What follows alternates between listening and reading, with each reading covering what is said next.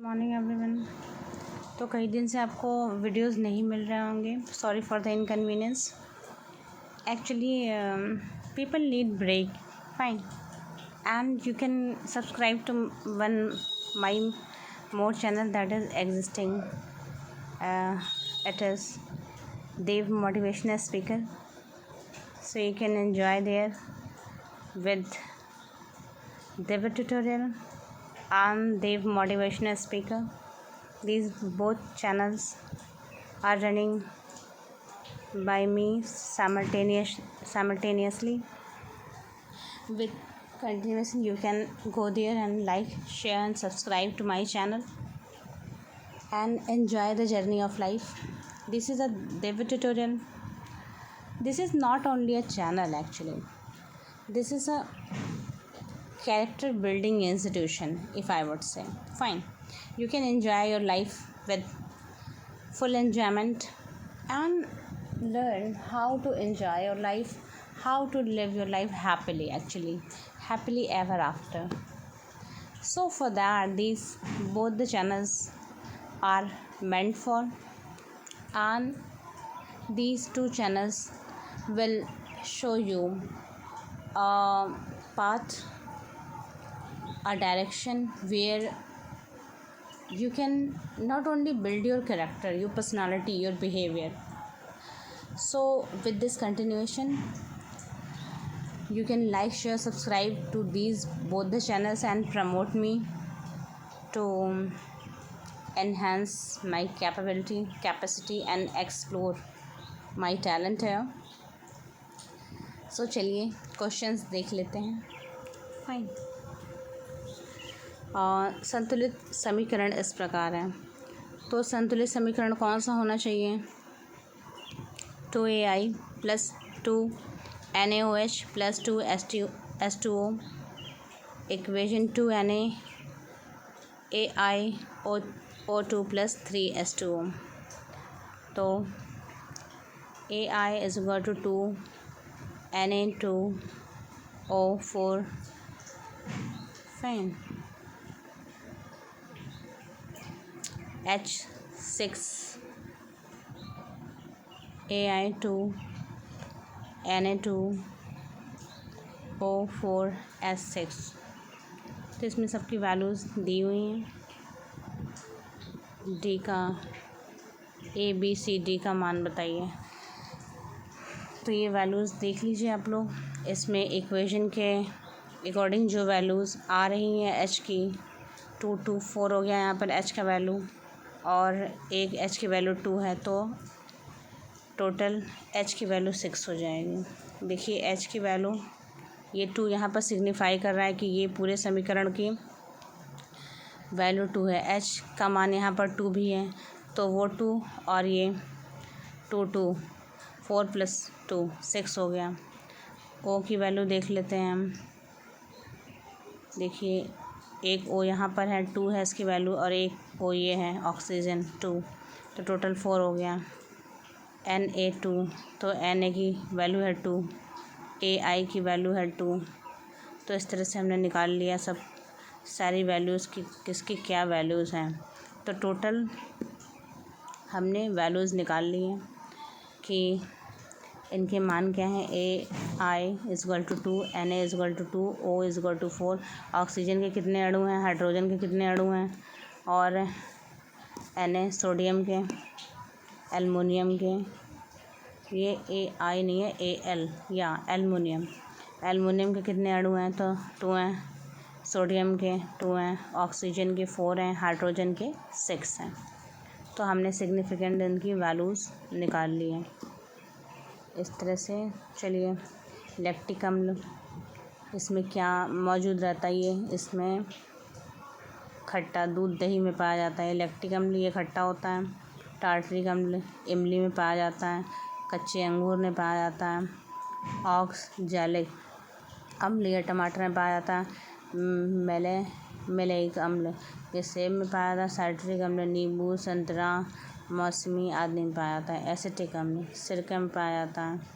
Formic अम्ल लाल चींटी का डंक, इसमें फार्मिक अम्ल की उपस्थिति पाई जाती है। कार्बनिक अम्ल कोल्ड ड्रिंक में पाया जाता है। यूरिक अम्ल मूत्र में पाया जाता है। तो इस तरह से हम देख रहे हैं कि किसमें कौन कौन से अम्ल पाए जाते हैं। फाइन। तो इस तरह से हम देख पा रहे हैं कि किसमें क्या क्या पाया जा रहा है। रासायनिक अभिक्रिया संदर्भ में निम्न से कौन सा सही है। रासायनिक क्रिया केमिकल प्रोसेस के दौरान किसी नए पदार्थों का निर्माण होता है जिसमें ऊर्जा निर्मुक्त होती है। नए पदार्थों के निर्माण में रासायनिक बंधों का टूटना बनना पाया जाता है। तो रासायनिक क्रिया में क्या होता है, नए पदार्थ का निर्माण होता है। प्रत्येक चुंबक टू पोल के 2 ध्रुव होते हैं, उत्तरी ध्रुव दक्षिणी ध्रुव। इस प्रकार चुंबक के छड़ के 4 टुकड़ों में बांट देने पर 4 उत्तरी ध्रुव पर, नॉर्थ पोल पर, 4 दक्षिणी ध्रुव पर, इस प्रकार कुल ध्रुवों की संख्या 8 हो जाती है। तो कुल ध्रुवों की संख्या कितनी हो गई, 8। चलिए नेक्स्ट क्वेश्चन देख लेते हैं क्या है। प्रतिवर्ती क्रिया में प्रतिवर्ती चाप निम्न द्वारा बनता है। संवेदी अंगों में से प्राप्त सूचनाओं को संवेदी तंत्रिका कोशिकाओं द्वारा मेरुरज्जु में तथा यहाँ से प्राप्त आदेशों को प्रेरक तंत्रिका कोशिकाओं द्वारा ऐच्छिक मसल्स पेशियों तक पहुँचने के मार्ग को प्रतिवर्ती चाप रिफ्लेक्स तथा इस महत्वपूर्ण क्रिया को प्रतिवर्ती क्रिया रिफ्लेक्स एक्शन कहते हैं। इस क्रिया में संवेदना तथा आदेशों का वहन लगभग 90 से 100 मीटर पर सेकंड की दर से होता है।